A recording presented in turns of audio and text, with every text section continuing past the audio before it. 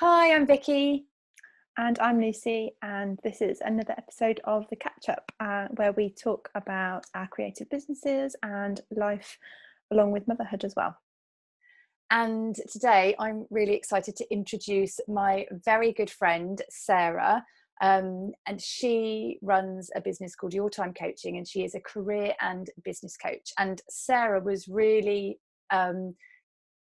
instrumental, is that the right word, for me when I first started. I'd already done kind of graphic design and surface pattern design, but you, Sarah, when we used to go out on our walks, and you just helped give me so much clarity to starting my own business and the confidence to starting my own business, that I thought it'd be lovely to have you on as a guest and chat to you, and hopefully you can share some more of your wisdom. Thank you. So do you want to, sorry, I mean, I don't know if I quite got that intro quite right for you, but go on. What do you want to tell us a little bit about your version of what you do? Yeah, I mean, I guess, Vicky, you did exactly how I kind of help people, really. So I have two heads. So I have a careers head and a business head. So from a careers point of view, that is people that are looking for promotion or wanting to escape that corporate world, or actually do something completely different, but not sure how to go about it. So that's when they would get me involved. So I can do anything from their CVs, interview prep, to really discovering and asking the right questions to enable them to really think about actually what do they want to do, because sometimes they know, they're like, yep, I'm really clear, but sometimes they're not, and that's when I really come into play and really help them. And then those people that from my business head are people like yourselves that are either started a business, been doing it for 5, 10, if not longer, or ones that actually they want to start business but not sure how to start or what to do or what the setup might be. So that's when I get involved, and I support people from a coaching point of view. Sometimes I dabble into mentoring, so I've got lots of retail experience and management experience, so that's when I can go, well, have you tried this, or have you thought about doing it that way? But 99% of the time it's all the ideas that are coming from the people that I'm working with, so hopefully that gives you a bit of a flavour of what I Definitely. Just a random, I've got a random question for you. So in terms of coach and mentor then, yeah, because in my head they're very similar, but what do you see is the difference? the difference is, so if I was to mentor you, so for example, I was a manager and you're about to manage a team of people, but you've not done it before. That's when I can give you all my advice. I can give you all my examples, all the different things that I've got up to that might support you going into that world. And guide you forward. Guide you forward and go, well, okay. actually, I tried this and I've tried that. But coaching is not. It's about actually getting you out and the best of you and enabling you to be who you are best, being a manager. But from a coaching point of view, so it's all about asking questions. I don't come up with the ideas or the answers, you very much come up with them. And we just formulate a plan together and work through the stepping stones to get you to become the best manager within that organization, for example. Okay. And you run Your Time Coaching with your business partner Dawn as well, is that correct? Yes. Yeah. Yes. And she's a mum? She is a mum. Yeah, so she's a mum with Arthur, who is now 5. So it was quite interesting when you asked me to come on and have a conversation with you guys, because I'm not a mum. I'm a mum to a dog who's Bella. She is my baby. Love Bella, Sarah. I know, she's my baby girl. But Lucy's got a dog. Sarah's got a Labrador. What's your Rudy? Rudy is a border terrier cross. Patterdale Terrier, so he's a terrier, little terror basically. But yeah, he's lovely. But he loves, he's like half the size of a Labrador, but he thinks he's the size of a Labrador. It's always the way. That's the kind of mentality that we've got for Rudy. Small dog. I'm a massive dog person, and and I love kids, and I'm an auntie, and I'm a godparent and everything. So I love children and things like that. But it was interesting because when me and Dawn got together, she was just about to leave the corporate world, but she'd also just gone back to work from maternity leave. So it was all very different for her, because it's like, how do I manage this? How am I going to suddenly go from earning X amount and traveling the world, which is what she was doing, to suddenly, I'm going to be at home more, and also getting that balance of being a mum. And that was really super important to her. Well, that's what I thought was really interesting, because also you guys started this around at that time when she had then gone back from maternity. Is that right? Exactly. I mean, so how did she balance it? What's the key? What is the secret? I should have got her on the call, shouldn't I? Really, I think it's all about talking. It's all about being open and honest about actually what do you want. So for her, it was very much about having more time for her son. They weren't going to be having any more, so it's very much about planning to have that one son and how I'm going to utilise still having a career, but also being a mum at the same time. So it was a bit of a different balance for her, because she used to work quite long hours to suddenly being at home more, but trying to get that balance. She has a partner who also works for himself at home, so they had it slightly different to some people, but they've made it work. But it was all about conversation. It's all about sitting down with your diaries, sitting down and having conversations about who gets to pull one day and who gets to push the next day, and making sure that open conversation is in place, but then also open conversation with me. So for me, who had a different commitment with my I went part-time and then went full-time into this, is to enable us to be really open with our working relationship and committing to certain days where we would talk to each other and certain days we wouldn't. So again, it's just about talking. I really strongly believe that. And I guess actually, I think from my own experience using you, not only obviously as my friend, but as somebody that was helping me to move forward in my business, like one of my barriers, I think, to moving forward was probably having the lack of confidence to do so.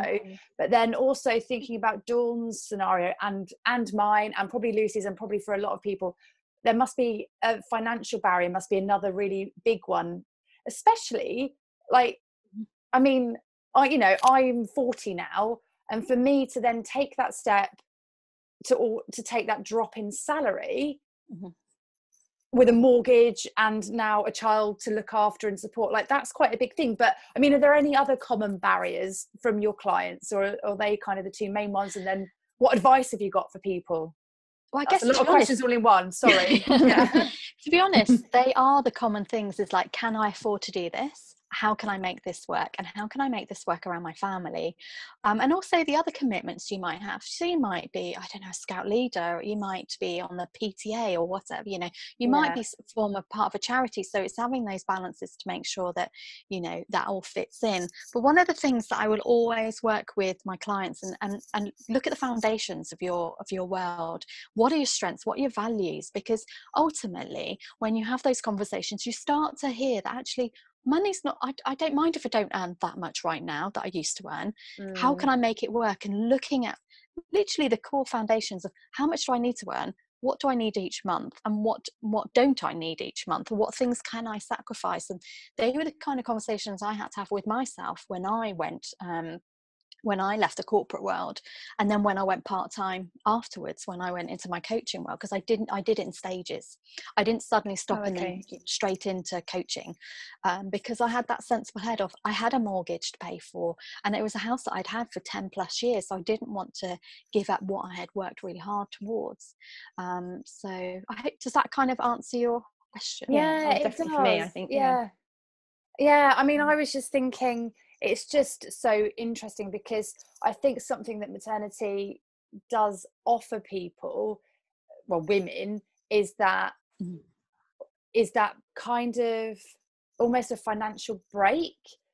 Do you know what I mean? It's that kind of opportunity of time that you're kind of financially covered, more or less. Okay, like different packages offer different things, and statutory maternity, but you've got that kind of amount that you're going to get for the next kind of 6 months or whatever. And so for me, I just really wanted to use that as an opportunity. I knew I probably wouldn't necessarily get that opportunity again. I don't know, what about you, Lucy? When did you was that kind of the same for you? So not going into too much of my backstory, but I kind of, it all came about quite suddenly. So I just left, we just closed our business. My husband and I had closed our business, our tea room. And I gave myself the opportunity to like, this is my time to throw myself into my business full time, because when I've basically been given this opportunity, like, let's go for it full time, and then and see where it goes. And that was the April, so literally 2 years ago, almost to the day, where we ended that business. I was like, right, little old goose full time. And then 4 months later, I was pregnant. So I was like, right, well, I was at that stage where I could have probably done with your help, Sarah.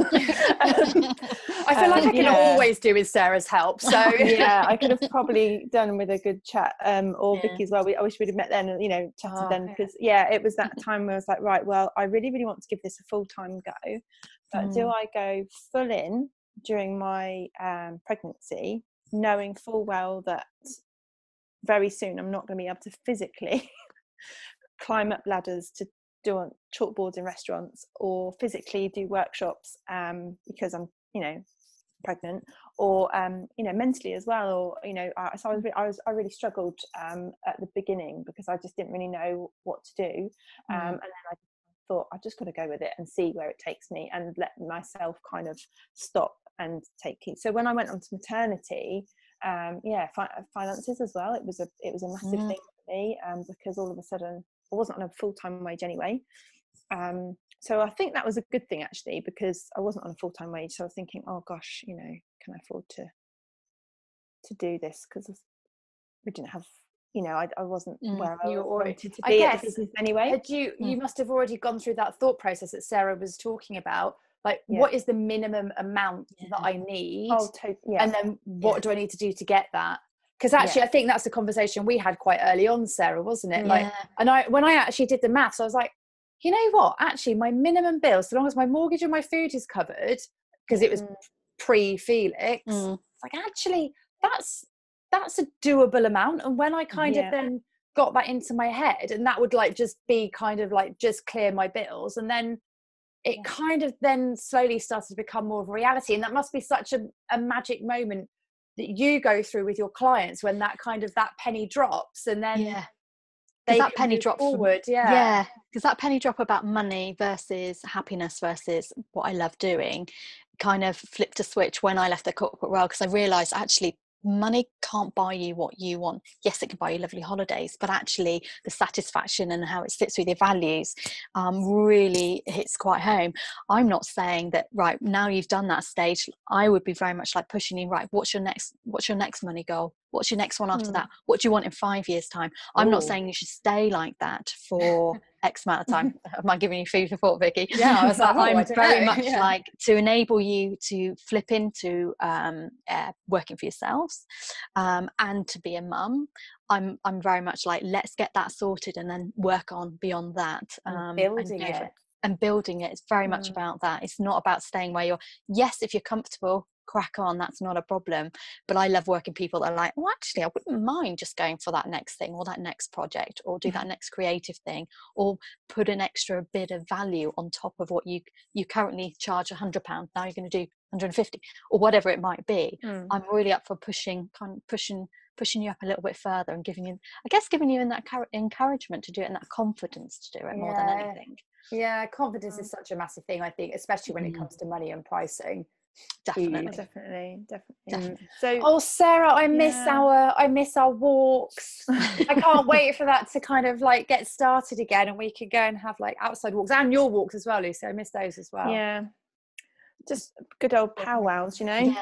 I'm a big believer in the whole walking and talking, and it really you were one of those, Vicky, that really inspired me and Dawn to start our networking group that we currently got in Sherborne, because actually what we did with you guys is just talking and walking and talking, solving problems, walking and talking, giving guidance and whatever, and it's so important, and it's getting out in that nature more than anything.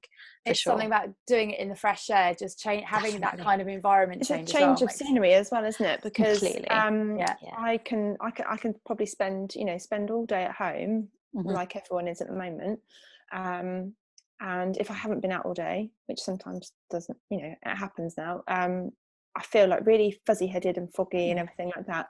But the moment I step outside, even just 5 minutes walk around the block with the dog, or when Jasper's in bed, or which I've done a few times, or it's a walk with all of us, whatever, I just feel like I can it definitely clears so much, and being able to talk, just talk about stuff. And I think obviously this catch up, that's what came about, wasn't it? We couldn't walk, so let's talk on Zoom and talk things through. And I think I've really been looking forward to them. So yeah, me too.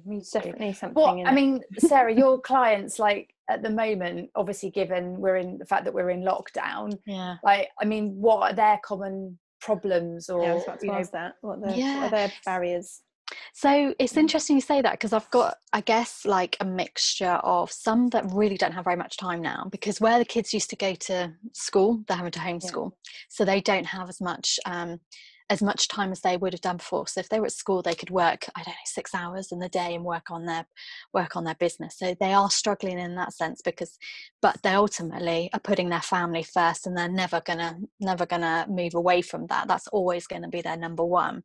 And then you've got other people that their business is at home, but their partner's not. So their partner can't go to work, can't work from home. So suddenly they're becoming the homeschool teacher. So it's enabled them to have even more time at home to be able to work on their business, because actually they're the ones that are bringing in money, while their partner, their relationship partner, isn't able to go out. So they're taking more of the strain. But I always make sure and say, look, use this time to have more family time. You're not going to get this again. And also remember to recharge your batteries. That's something that's really key. And I did that last Friday, because I've been busy carrying on doing my meetings and everything, because the beauty of technology is you can have conversations like we are now. So I always make sure I say, right, I'm going to have Friday off. And I did. And I had a recharging thing, because weekends you feel like, oh, I've got to hoover, I've got to cook, I've got to clean, I've got to do all these things. And you never fully relax. And I really noticed that last week. And I just took Friday off. I did some reading, but I wanted to do that reading. And I literally sat in the sunshine, because we've been very fortunate. And then so I had the weekend to just do whatever, but it felt good to properly try and recharge my batteries for the following week. And that's what I try and get those ones that have got even more time on their business, just slow it down, kind of thing. Because take a time out. Definitely, because when the doors open, because they will open, we'll be able to go out and do things. It might be a new, but you've got to have that energy to do that when we're able to. Don't be knackered now. Does that make sense? It does make sense. It does. Actually, I was going to say, Lucy, this is pretty much exactly what you said the other week. I think it was last week when we had a chat. You said that you were going to have a break, like when Jasper was asleep, like 2 days a week, do something completely different. Have you done it? No. No, I didn't do mine either. No, I haven't. And I've given myself more work this week. And I feel like what you just said, Sarah, is like, take time out, and I'm like, I should do, but I think next week's going to be when I can do that, because I've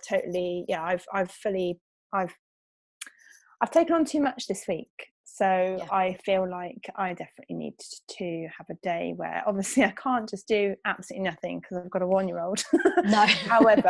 However, what I do want to do, and I have said to Harry today, I said, when I've got these jobs that I'm doing this week, when they are done, and he goes down for his nap, that first day that I haven't got those jobs on, as soon as I'm just sitting, and I am not doing anything. And whether that's an hour or 2, I don't know, but I'm just, I definitely need to, and not every week's like that, I know that from that, but exactly. I've not done what I should have done, though, what we said last week. But then, you know what, like, you're running a business, and actually you've had a few things that have come in kind of that you've really felt passionate about completing and doing, and sometimes you've just got to go, right, you know what, I've got to, at the moment I need to do kind of later nights, I need to fit this in somehow. But then when you've got that point that you can then that's the thing, I know it's not forever, so I know that there is a light at the end of the tunnel, and come next week I will feel differently,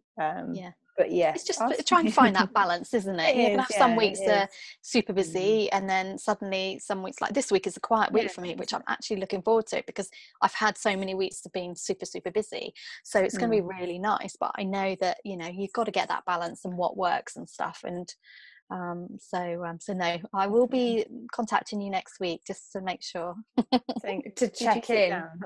Did you sit down and do nothing? Did you? Yeah, exactly. Oh, I hope so. I can't wait. No, that's really interesting though. Yeah, and it's been so lovely, like being able to chat to you. Lucy and I have started kind of at the end of our calls, kind of going through a bit of accountability, but also like what's our high five of the week and what's our like oh no moment. So so come on, what have you got any for yourself this week, Sarah? So what's that? Do you mean as I've done something really daft or something really? It can be anything. Can be so something that you're like high five, like yes, I was really proud of that. Could be anything. Well, and also like a moment. Okay, so I'm actually really proud that I took time out, because that's quite hard for me, because when I work from home so much, it's really hard not to go, well, I'm at home and I could just do some emails, I could just do a bit of reading for my job, or I could just write a blog. And actually I'm really pleased that I did none of that. And actually, so that for me is a big thumbs up, because working from home so much. So I'm hoping when we go back out in the big wide world, that when I do come home, I'll learn that I can have switch off points. So that's definitely a high five for me. That's a really good high five. But I've got to tell you, really, like that moment, you would never believe it. So obviously had to go to the supermarket to get some food, as you do. And I was driving home and I spotted my neighbours walking home, and they had a bag of shopping and stuff. And I just stopped and was like, do you want a lift? And then literally they were about to get in the car, and then we went, oh, we can't sit 2 meters apart, can we now? So, and we all three were ready to get back in the car, as rearranging stuff in the car. And then in the end I was like, oh, okay. So I said, should I just take your shopping home for you? Which I did. And she said yes. And she was really grateful, because it was really quite heavy. And I was like, blimey. So yeah, that was I can't believe. But that's how it's taken me still. It's habit, isn't it? You still habit, isn't it? Yeah, it is. And I don't know, does it feel like kind of normal for you now? But it does. That's what I was thinking. I've had a few moments like that when I've just gone to kind of go over to somebody and say, kind of like, probably get a bit too close and say hi. And I'm like, no. Yeah, I did that in the supermarket. I saw a really old friend of mine who is in the Navy down here, and I haven't seen him for months. And we grew up together randomly in Leicester, and then now we both live in Southsea. But yeah, I bumped into him in the supermarket, and he was like, and usually he's like, you know, this big Navy guy comes in, big bear hug, Luce, how's it going? You know, and I was like, and we both just stood there with our trolleys like, this is rubbish. All I want to do is just give him a big hug and say, hi mate, how are you? You know, and it's just like, I do miss, like, obviously I can hug Harry and Jasper gives me these lovely little cuddles and it's lovely, but I just miss like a bit of normality, going up to someone and just, you know, being normal. Little things like that. That's, you know, you can get through all the other stuff, but every now and again, just like, yes, I can go to the supermarket. Yes, we can go to the park, but I just want to, you know, have a cup of tea with someone and a big hug. Share a plate of biscuits that, you know. Yeah, exactly. pick your mate up in the car. Yeah, exactly. I couldn't believe that. Someone was like, oh no. Oh, Sarah, thank you so much. Thank you, Sarah. That was really interesting to know. It's nice to know that there's others out there that are, you know, like your clients and stuff that are maybe in the same boat as us, or completely. You know, everyone's totally in different. Everyone's in the same boat, but using it differently, and I think that's nice to know that you know, gives us a bit of positivity and a bit of hope. Just keep talking. That's what I say. Just keep talking. And really, that's really why it's so perfect doing this, the catch up. That's why it's just keep talking. So important. Definitely. Oh, okay. Thank you guys for the invitation. I really appreciate it. Oh no, well, thanks for coming. You're welcome. Take care. Bye. Bye.